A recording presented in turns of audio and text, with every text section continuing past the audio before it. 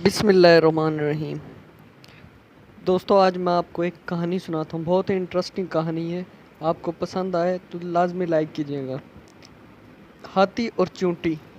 एक जंगल में हाथियों का एक झुंड रहता था। इन हाथियों में से एक हाथी था जिसका नाम राजा था।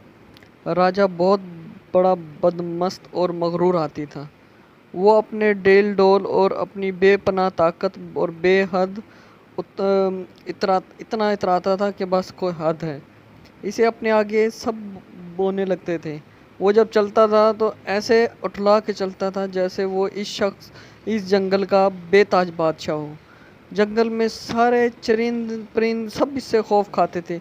जब वो सवेरे सवेरे चीखते चिंगाड़ते हुए जंगल से गुजरता और जंगल के सारे जानवर बदहवास होकर अपने अपने बिलों में घुस जाते थे।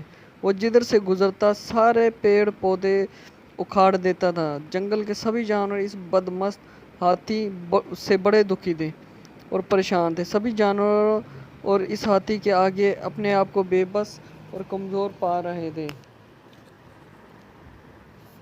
तो जनाब, कहानी का अब इन सभी जानवरों ने क्या किया कि इन सब जानवरों की नज़र थी शेर पर कि अब शेर क्या फ़ैसला कर। एक दिन सब मिलकर शेर जी के पास गए। उन्होंने कहा कि शेर से फरियाद की। राजा अपनी ताकत के नशे में इस कदर चूर था कि वो अपने झुंड में रहने वाले हाथियों पर भी कभी कभी कहर बरसाने लगता था। इसके सामने किसी भी हाथी को सूंड उठाने की आज़ादी ना थी। हाथी हो या हथनियाँ, सब इसके आगे सूंड झुका कर खड़ी रहती थी। एक बार हाथी के एक बच्चे ने इसकी सूंड से खेलने की हिमाकत की तो इसने गुस्से से बेकाबू होकर इसकी जान ले ली। ऐसा मौजी था, मतलब कि नुकसानदेह था, कि एक दिन पता नहीं इसे किस बात पर गुस्सा आ गया। इसने जंगल में इस कदर तोड़ फोड़ की कि सैकड़ों पेड़ ज़मीन बोस कर दिए, मतलब सारे उखाड़ के फेंक दिए। बहुत सारे जंगली जानवरों को घास के लाले पड़ने लगे। वो ये इलाके छोड़कर इधर उधर भटकने पर मजबूर हो गए। कई जानवर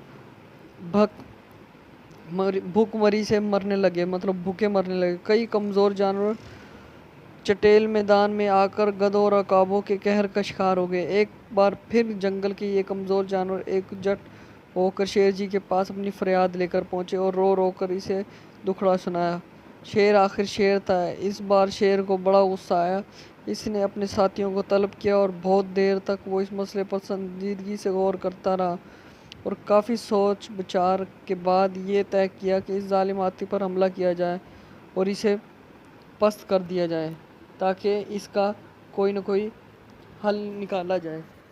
तो सब जानवरों ने बड़े बड़े दरख्तों के पीछे जाकर छुप गए और उस हाथी का इंतज़ार करने लगे कि जैसे ही वो हाथी आएगा तो सब उस पर एकदम लपक पड़ेंगे। और लेकिन एक बूढ़ा हाथी था, उसने मशवरा दिया, हम ऐसा करते हैं कोई ऐसी चीज़ लाते हैं जिससे हाथी बिल्कुल ज़ेर हो सकता है। तो सब ने बोला अच्छा, तो वो क्या चीज़ होगी। तो सब ने सोचा। तो एक एक लोमड़ी थी। लोमड़ी बड़ी शातिर होती। लोमड़ी ने मशवरा दिया, हम क्यों ना चूंटियाँ जो होती है बहुत सारी, वो ले आती हैं, ज़मीन पर चलेंगी, जैसे वो हाथी आएंगे तो वो उसकी सूंड में चले जाएंगे।